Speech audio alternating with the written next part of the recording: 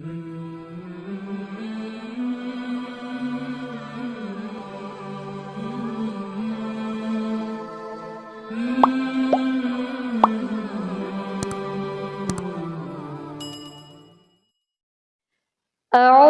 بالله من الشيطان الرجيم. بسم الله الرحمن الرحيم. إذا وقعت الواقعة ليس لوقعتها كاذبة خافضة رافعة. إذا رجت الأرض رجا وبست الجبال بسا فكانت هباء منبثا وكنتم أزواجا ثلاثة فأصحاب الميمنة ما أصحاب الميمنة وأصحاب المشأمة ما أصحاب المشأمة والسابقون السابقون أولئك المقربون في جنات النعيم. ثلة من الأولين وقليل من الآخرين على سرر موضونة متكئين عليها متقابلين. يطوف عليهم ولدان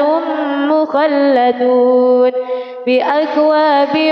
وأباريق وكأس من معين لا يصدعون عنها ولا ينزفون وفاكهة مما يتخيرون ولحم طير مما يشتهون وحور عين كأمثال اللؤلؤ المكنون جزاء بما كانوا يعملون. لا يسمعون فيها لغوا ولا تأثيما إلا قيلا سلاما. وأصحاب اليمين ما أصحاب اليمين في سدر مخضود وطلح ممدود وظل ممدود وماء مسكوب وفاكهة كثيرة لا مقطوعة ولا ممنوعة وفرش مرفوعة. إنا أنشأناهن إنشاء فجعلناهن أبكارا عربا أترابا لأصحاب اليمين. ثلة من الأولين وثلة من الآخرين. وأصحاب الشمال ما أصحاب الشمال في سموم وحميم وظل من يحموم لا بارد ولا كريم. إنهم كانوا قبل ذلك مترفين وكانوا يصرون على الحنث العظيم وكانوا يقولون أإذا متنا وكنا ترابا وعظاما أإنا لمبعوثون أو آباؤنا الأولون. قل إن الأولين والآخرين لمجموعون إلى ميقات يوم معلوم. ثم إنكم أيها الضالون المكذبون لآكلون من شجر من زقوم فمالئون منها البطون فشاربون عليه من الحميم فشاربون شرب الهيم هذا نزلهم يوم الدين نحن خلقناكم فلولا تصدقون أفرأيتم ما تمنون أأنتم تخلقونه أم نحن الخالقون نحن قدرنا بينكم الموت وما نحن بمسبوقين على أن نبدل أمثالكم وننشئكم فيما لا تعلمون ولقد علمتم النشأة الأولى فلولا تذكرون أفرأيتم ما تحرثون أأنتم تزرعونه أم نحن الزارعون لو نشاء لجعلناه حطاما فظلتم تفكهون إنا لمغرمون بل نحن محرومون أفرأيتم الماء الذي تشربون أأنتم أنزلتموه من المزن أم نحن المنزلون لو نشاء جعلناه أجاجا فلولا تشكرون أفرأيتم النار التي تورون أأنتم أنشأتم شجرتها أم نحن المنشئون نحن جعلناها تذكرة ومتاعا للمقوين فسبح باسم ربك العظيم فلا أقسم بمواقع النجوم وإنه لقسم لو تعلمون عظيم إنه لقرآن كريم في كتاب مكنون لا يمسه إلا المطهرون تنزيل من رب العالمين أفبهذا الحديث أنتم مدهنون وتجعلون رزقكم أنكم تكذبون فلولا إذا بلغت الحلقوم وأنتم حينئذ تنظرون ونحن أقرب إليه منكم ولكن لا تبصرون فلولا إن كنتم غير مدينين ترجعونها إن كنتم صادقين فأما إن كان من المقربين فروح وريحان وجنة نعيم وأما إن كان من أصحاب اليمين فسلام لك من أصحاب اليمين وأما إن كان من المكذبين الضالين فنزل من حميم وتصلية جحيم إن هذا لهو حق اليقين فسبح باسم ربك العظيم بسم الله الرحمن الرحيم ياسين والقرآن الحكيم إنك لمن المرسلين على صراط الحطيم تنزيل العزيز الرحيم لتنذر قوما ما أنذر آباؤهم فهم غافلون لقد حق القول على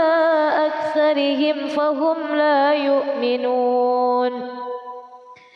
إنا جعلنا في أعناقهم أغلالا فهي إلى الأذقان فهم مقمحون وجعلنا من بين أيديهم سدا ومن خلفهم سدا فأغشيناهم فهم لا يبصرون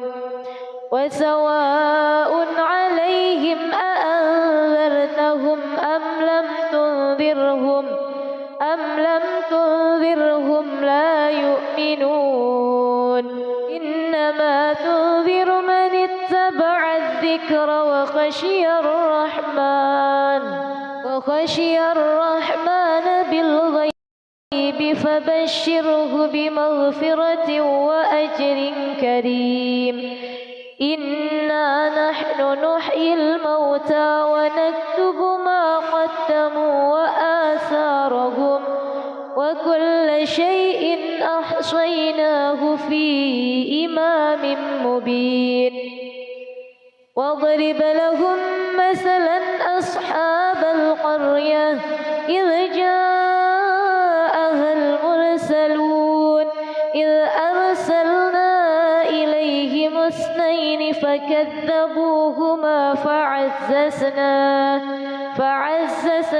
بثالث فقالوا إنا إليكم مرسلون قالوا ما أنتم إلا بشر مثلنا وما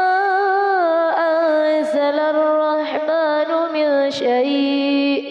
إن أنتم إلا تكذبون قالوا ربنا يعلم إنا إليكم لمرسلون وما علينا إلا البلاغ المبين قالوا إنا تطيرنا بكم لئن لم تنتهوا لنرجمنكم وليمسنكم منا عذاب أليم قالوا طائركم معكم أئن ذكرتم بل أنتم قوم مسرفون وجاء من أقصى المدينة رجل يسعى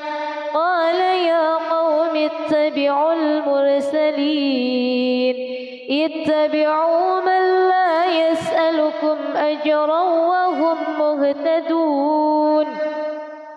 وما لي لا أعبد الذي فطرني وإليه ترجعون أأتخذ من دونه آلهة إن يردني الرحمن بضر لا تغن عني شفاعتهم شيئا ولا ينقذون إني إذا لفي ضلال مبين إني آمنت بربكم فاسمعون قيل ادخل الجنة قال يا ليت قومي يعلمون بما غفر لي ربي وجعلني من المكرمين وما أنزلنا على قومه من بعده من جند من السماء وما كنا منزلين إن كانت إلا صيحة واحدة فإذا هم خامدون حامدون يا حسرة على العباد ما يأتيهم من رسول إلا كانوا به يستهزئون ألم يروا كم أهلكنا قبلهم من القرون أنهم إليهم لا يرجعون وإن كل لما جميع لدينا محضرون وآية لهم الأرض الميتة أحييناها وأخرجنا منها حبا فمنه يأكلون وجعلنا فيها جنات من نخيل وأعناب وفجرنا فيها من العيون ليأكلوا من ثمره وما عملته أيديهم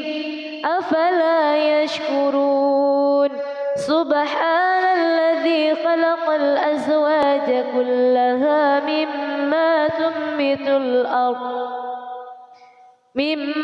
تنبت الأرض ومن أنفسهم ومما لا يعلمون وآية لهم الليل نسلخ منه النهار فإذا هم مظلمون والشمس تجري لمستقر لها ذلك تقدير العزيز العليم والقمر قدرناه منازل حتى عاد كالعرجون القديم لا الشمس ينبغي لها أن تدرك القمر ولا الليل سابق النهار وكل في فلك يسبحون وآية لهم أنا حملنا ذريتهم في الفلك المشحون وخلقنا لهم من مثله ما يركبون وإن نشأ نغرقهم فلا صريخ لهم ولا هم ينقذون إلا رحمة منا ومتاعا إلى حين وإذا قيل لهم اتقوا ما بين أيديكم وما خلفكم لعلكم ترحمون وما تأتيهم من آية من آيات ربهم إلا كانوا عنها معرضين وإذا قيل لهم أنفقوا مما رزقكم الله قال الذين كفروا للذين آمنوا أنطعم من لو يشاء الله أطعمه إن أنتم إلا في ضلال مبين ويقولون متى هذا الوعد إن كنتم صادقين ما ينظرون إلا صيحة واحدة تأخذهم وهم يخصمون فلا يستطيعون توصية ولا إلى أهلهم يرجعون ونفخ في الصور فإذا هم من الأجداث إلى ربهم ينسلون قالوا يا ويلنا من بعثنا من مرقدنا هذا ما وعد الرحمن وصدق المرسلون إن كانت إلا صيحة واحدة فإذا هم جميع جميع لدينا محضرون فاليوم لا تظلم نفس شيئا ولا تجزون إلا ما كنتم تعملون إن أصحاب الجنة اليوم في شغل فاكهون هم وأزواجهم في ظلال على الأرائك متكئون لهم فيها فاكهة ولهم ما يدعون سلام قولا من رب رحيم وامتازوا اليوم أيها المجرمون ألم أعهد إليكم يا بني آدم ألا تعبدوا الشيطان إنه لكم عدو مبين وأن اعبدوني هذا صراط مستقيم ولقد أضل منكم جبلا كثيرا أفلم تكونوا تعقلون هذه جهنم التي كنتم توعدون اصلوها اليوم بما كنتم تكفرون اليوم نختم على أفواههم وتكلمنا أيديهم وتشهد أرجلهم بما كانوا يكسبون ولو نشاء لطمسنا على أعينهم فاستبقوا الصراط فأنى يبصرون ولو نشاء لمسخناهم على مكانتهم فما استطاعوا مضيا ولا يرجعون ومن نعمره ننكسه في الخلق أفلا يعقلون وما علمناه الشعر وما ينبغي له إن هو إلا ذكر وقرآن مبين لينذر من كان حيا ويحق القول على الكافرين أولم يروا أنا خلقنا لهم مما عملت أيدينا أنعاما فهم لها مالكون وذللناها لهم فمنها ركوبهم ومنها يأكلون ولهم فيها منافع ومشارب أفلا يشكرون واتخذوا من دون الله آلهة لعلهم ينصرون لا يستطيعون نصرهم وهم لهم جند محضرون فلا يحزنك قولهم إنا نعلم ما يسرون وما يعلنون أولم ير الإنسان أنا خلقناه من نطفة فإذا هو خصيم مبين وضرب لنا مثلا ونسي خلقه قال من يحيي العظام وهي رميم قل يحييها الذي أنشأها أول مرة وهو بكل خلق عليم الذي جعل لكم من الشجر الأخضر نارا فإذا أنتم منه توقدون أوليس الذي خلق السماوات والأرض بقادر على أن يخلق مثلهم بلى وهو الخلاق العليم إنما أمره إذا أراد شيئا أن يقول له كن فيكون فسبحان الذي بيده ملكوت كل شيء وإليه ترجعون بسم الله الرحمن الرحيم ألف لام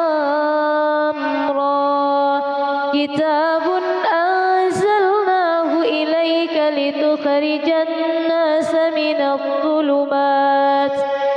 الظلمات إلى النور بإذن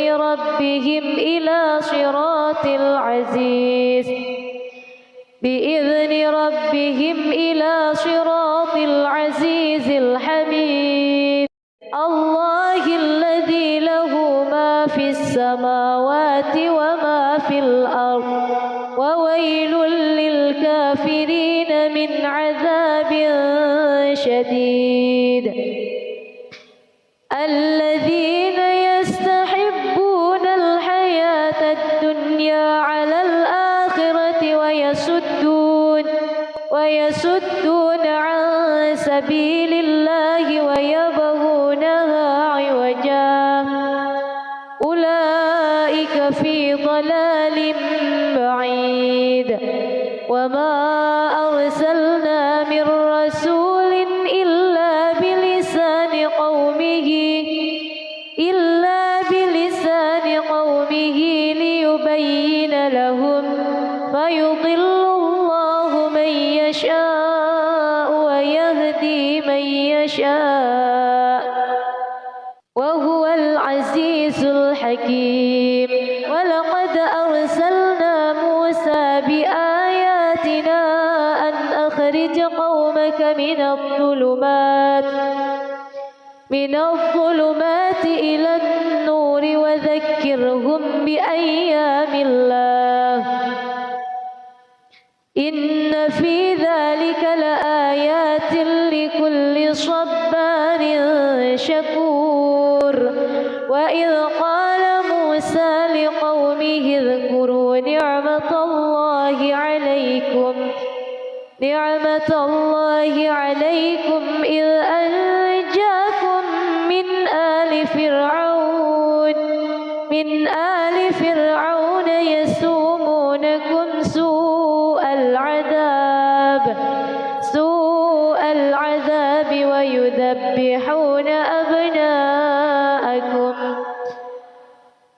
ويذبحون أبناءكم ويستحيون نساءكم وفي ذلكم بلاء من ربكم عظيم وإذ تأذن ربكم لئن شكرتم لأزيدنكم ولئن كفرتم إن عذابي لشديد وقال موسى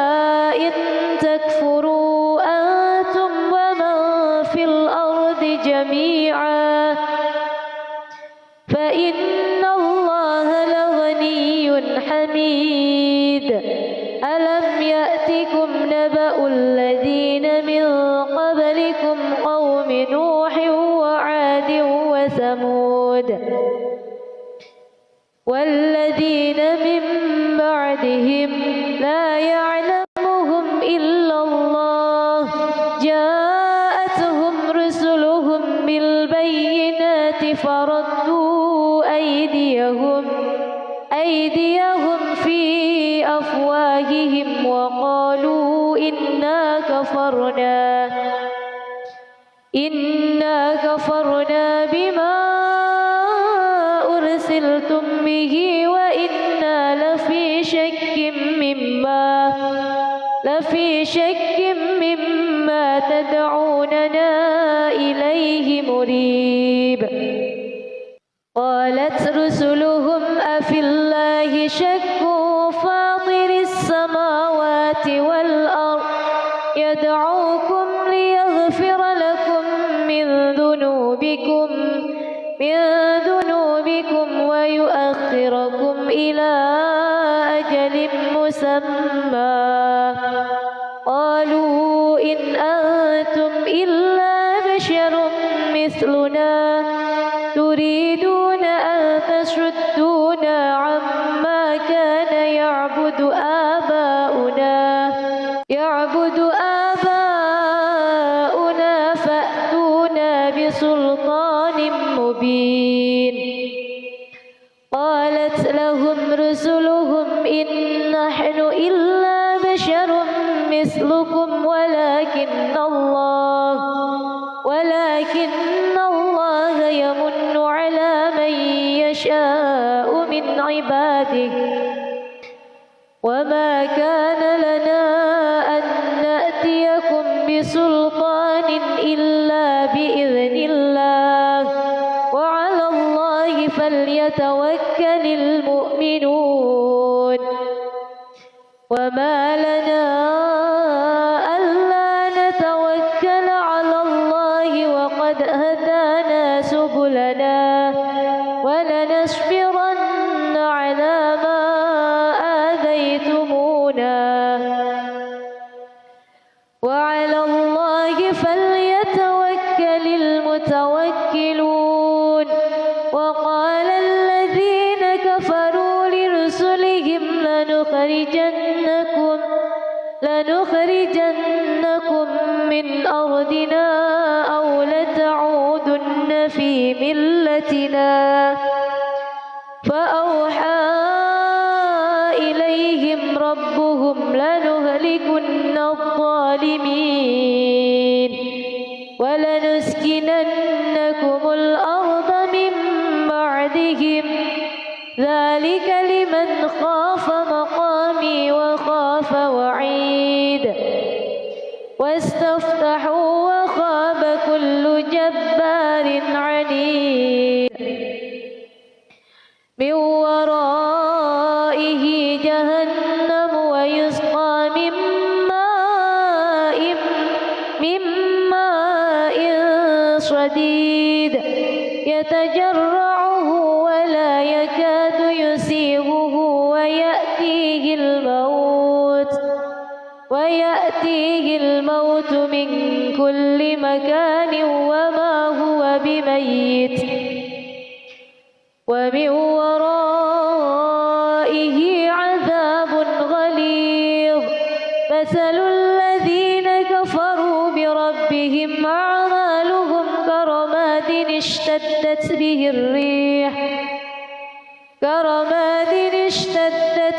الريح في يوم عاصف لا يقدرون مما كسبوا على شيء ذلك هو الضلال البعيد. ألم تر أن الله خلق السماوات والأرض بالحق إن يشأ يذهبكم ويأتي بخلق جديد وما ذلك على الله بعزيز. وبرزوا لله جميعا فقال الضعفاء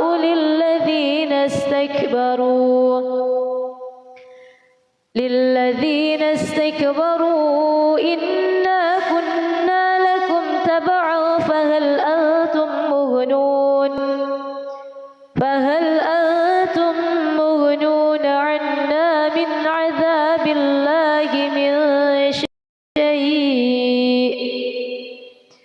قالوا لو هدانا الله لهديناكم سواء علينا أجزعنا أم صبرنا لنا من محيص. وقال الشيطان لما قضي الأمر إن الله وعدكم وعد الحق ووعدتكم فأخلفتكم وما كان لي عليكم من سلطان إلا أن دعوتكم فاستجبتم لي فلا تلوموني ولوموا أنفسكم ما أنا بمصرخكم وما أنتم بمصرخي إني كفرت بما أشركتمون من قبل إن الظالمين لهم عذاب أليم وأدخل الذين آمنوا وعملوا الصالحات جنات تجري من تحتها الأنهار خالدين فيها بإذن ربهم تحيتهم فيها سلام ألم تر كيف ضرب الله مثلا كلمة طيبة كشجرة طيبة أصلها ثابت وفرعها في السماء تؤتي أكلها كل حين بإذن ربها ويضرب الله الأمثال للناس لعلهم يتذكرون ومثل كلمة خبيثة كشجرة خبيثة اجتثت من فوق الأرض ما لها من قرار يثبت الله الذين آمنوا بالقول الثابت في الحياة الدنيا وفي الآخرة ويضل الله الظالمين ويفعل الله ما يشاء ألم تر إلى الذين بدلوا نعمة الله كفرا وأحلوا قومهم دار البوار جهنم يصلونها وبئس القرار وجعلوا لله أندادا ليضلوا عن سبيله قل تمتعوا فإن مصيركم إلى النار قل لعبادي الذين آمنوا يقيموا الصلاة وينفقوا مما رزقناهم سرا وعلانية من قبل أن يأتي يوم لا بيع فيه ولا خلال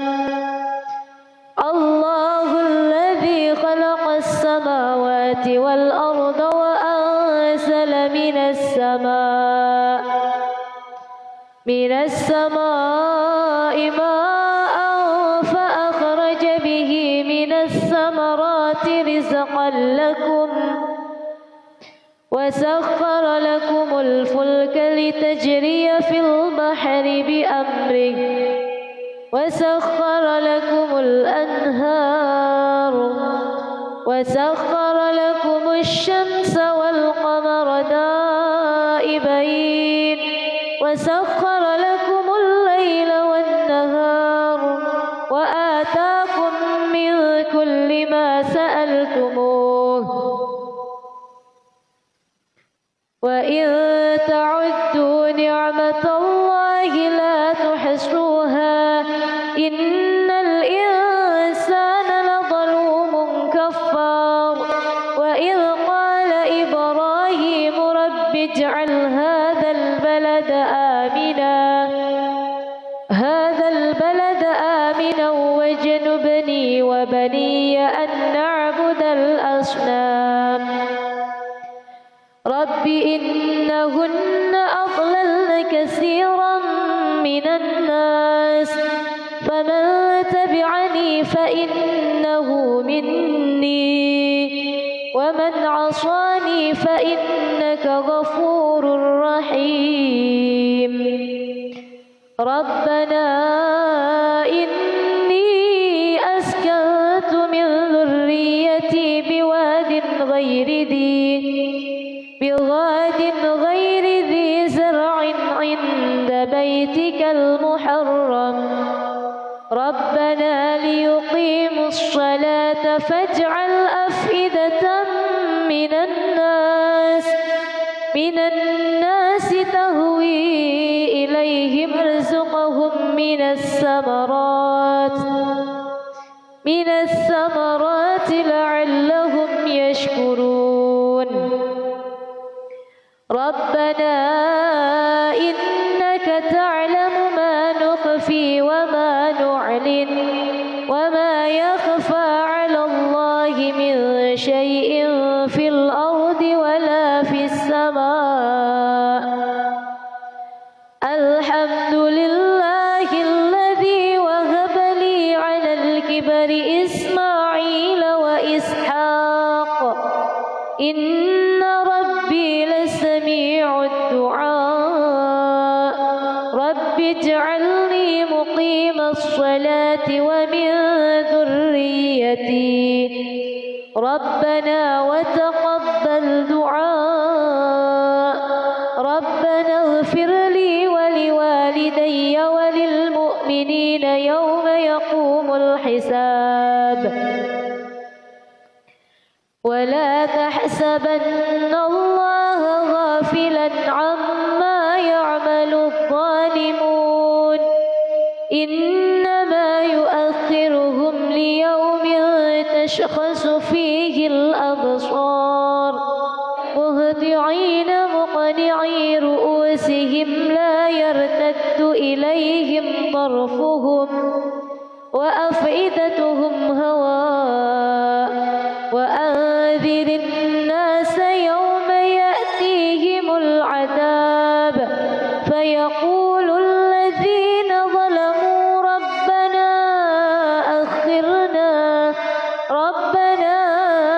أخرنا إلى أجل قريب نجب دعوتك ونتبع الرسل أولم تكونوا أقسمتم من قبل ما لكم من زوال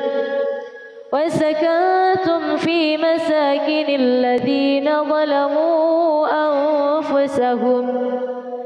أنفسهم وتبين لكم كيف فعلنا بهم وضربنا لكم الأمثال وقد مكروا مكرهم وعند الله مكرهم وإن كان مكرهم لتزول منه الجبال فلا تحسبن الله مخلف وعده رسله إن الله عزيز ذو انتقام يوم تبدل الأرض غير الأرض والسماوات وبرزوا لله الواحد القهار وترى المجرمين يومئذ مقرنين في الأصفاد سرابيلهم من قطران وتغشى وجوههم النار ليجزي الله كل نفس ما كسبت إن الله سريع الحساب هذا بلاغ للناس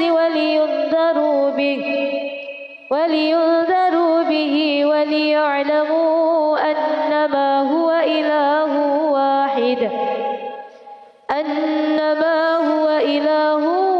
واحد وليذكر أولو الألباب. بسم الله الرحمن الرحيم. الرحمن علم القرآن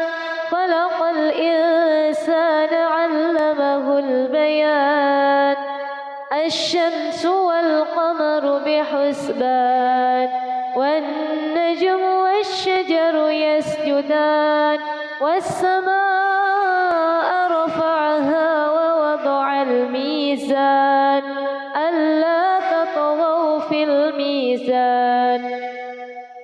وأقيموا الوزن بالقسط ولا تخسروا الميزان والأرض وضعها للأنام فيها فاكهة والنخل ذات الأكمام والحب ذو العصف والريحان. فبأي آلاء ربكما تكذبان؟ خلق الإنسان من صلصال كالفخار وخلق الجان من مارج من نار. فبأي آلاء ربكما تكذبان؟ رب المشرقين ورب المغربين. فبأي آلاء ربكما تكذبان؟ مرج البحرين يلتقيان بينهما برزخ لا يبغيان. فبأي آلاء ربكما تكذبان؟ يخرج منهما اللؤلؤ والمرجان. فبأي آلاء ربكما تكذبان؟ وله الجوار المنشآت في البحر كالأعلام. فبأي آلاء ربكما تكذبان؟ كل من عليها فان ويبقى وجه ربك ذو الجلال والإكرام. فبأي آلاء ربكما تكذبان؟ يسأله من في السماوات والأرض كل يوم هو في شأن. فبأي آلاء ربكما تكذبان؟ سنفرغ لكم أيها الثقلان. فبأي آلاء ربكما تكذبان؟ يا معشر الجن والإنس إن استطعتم أن تنفذوا من أقطار السماوات والأرض فانفذوا لا تنفذون إلا بسلطان. فبأي آلاء ربكما تكذبان؟ يرسل عليكما شواظ من نار ونحاس فلا تنتشران. فبأي آلاء ربكما تكذبان؟ فإذا انشقت السماء فكانت وردة كالدهان. فبأي آلاء ربكما تكذبان؟ فيومئذ الإنس ولا جان. فبأي آلاء ربكما تكذبان؟ يعرف المجرمون بسيماهم فيؤخذ بالنواصي والأقدام. فبأي آلاء ربكما تكذبان هذه جهنم التي يكذب بها المجرمون يطوفون بينها وبين حميم آن فبأي آلاء ربكما تكذبان ولمن خاف مقام ربه جنتان فبأي آلاء ربكما تكذبان ذواتا أفنان فبأي آلاء ربكما تكذبان فيهما عينان تجريان فبأي آلاء ربكما تكذبان فيهما من كل فاكهة زوجان فبأي آلاء ربكما تكذبان متكئين على فرش بطائنها من استبرق وجنى الجنتين دان فبأي آلاء ربكما تكذبان فيهن قاصرات الطرف لم يطمثهن إنس قبلهم ولا جان فبأي آلاء ربكما تكذبان كأنهن الياقوت والمرجان فبأي آلاء ربكما تكذبان هل جزاء الإحسان إلا الإحسان فبأي آلاء ربكما تكذبان ومن دونهما جنتان فبأي آلاء ربكما تكذبان مدهامتان فبأي آلاء ربكما تكذبان فيهما عينان نضاختان فبأي آلاء ربكما تكذبان فيهما فاكهة ونخل ورمان فبأي آلاء ربكما تكذبان فيهن خيرات حسان فبأي آلاء ربكما تكذبان حور مقصورات في الخيام فبأي آلاء ربكما تكذبان لم يطمثهن إنس قبلهم ولا جان فبأي آلاء ربكما تكذبان متكئين على رفرف خضر وعبقري حسان فبأي آلاء ربكما تكذبان تبارك اسم ربك ذي الجلال والإكرام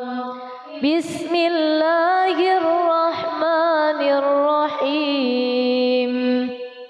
يا أيها النبي إذا طلقتم النساء فطلقوهن لعدتهن وأحصوا العدة واتقوا الله ربكم لا تخرجوهن من بيوتهن ولا يخرجن إلا أن يأتين بفاحشة مبينة وتلك حدود الله ومن يتعد حدود الله فقد ظلم نفسه لا تدري لعل الله يحدث بعد ذلك أمرا فإذا بلغن أجلهن فأمسكوهن بمعروف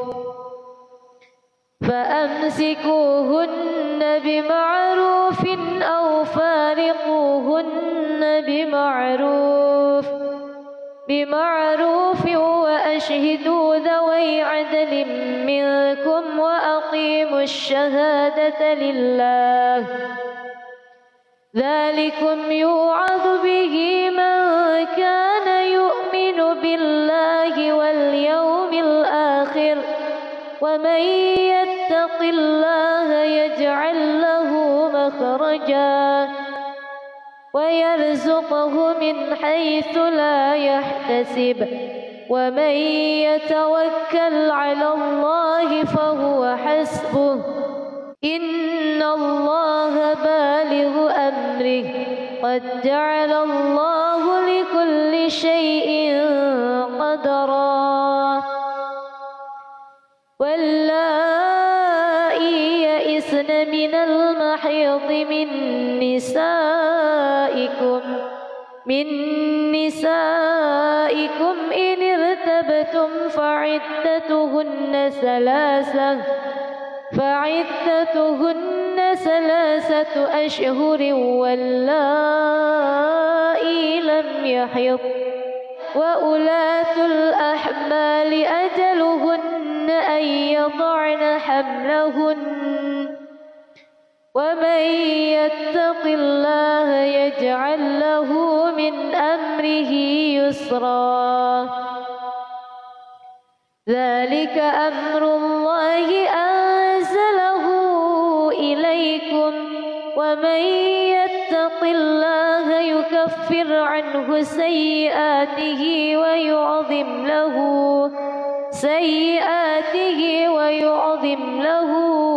أجرا أسكنوهن من حيث سكنتم من وجدكم ولا تضاروهن لتضيقوا عليهن وإن كن أولات حمل فأنفقوا عليهن حتى يضعن حملهن فإن أرضعن لكم فآتوهن أجورهن وأتمروا بينكم بمعروف وإن تعاسرتم فسترضع له أخرى لينفق ذو سعة من سعته ومن قدر عليه رزقه فلينفق مما آتاه الله لا يكلف الله نفسا إلا ما أتاها سيجعل الله بعد عسر يسرا وكأين من قرية عتت عن أمر ربها ورسله فحاسبناها حسابا شديدا وعذبناها عذابا نكرا فذاقت وبال أمرها وكان عاقبة أمرها خسرا أعد الله لهم عذابا شديدا فاتقوا الله يا أولي الألباب الذين آمنوا قد أنزل الله إليكم ذكرا رسولا يتلو عليكم آيات الله مبينات ليخرج الذين آمنوا وعملوا الصالحات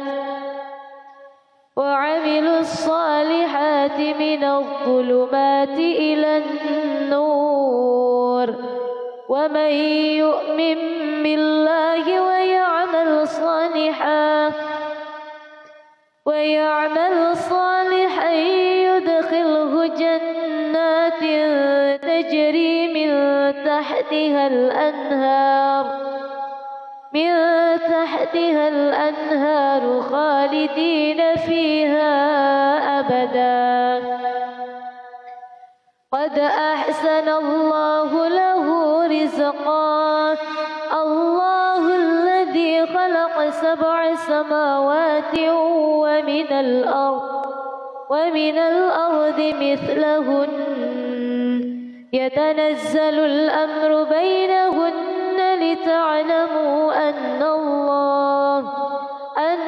الله على كل شيء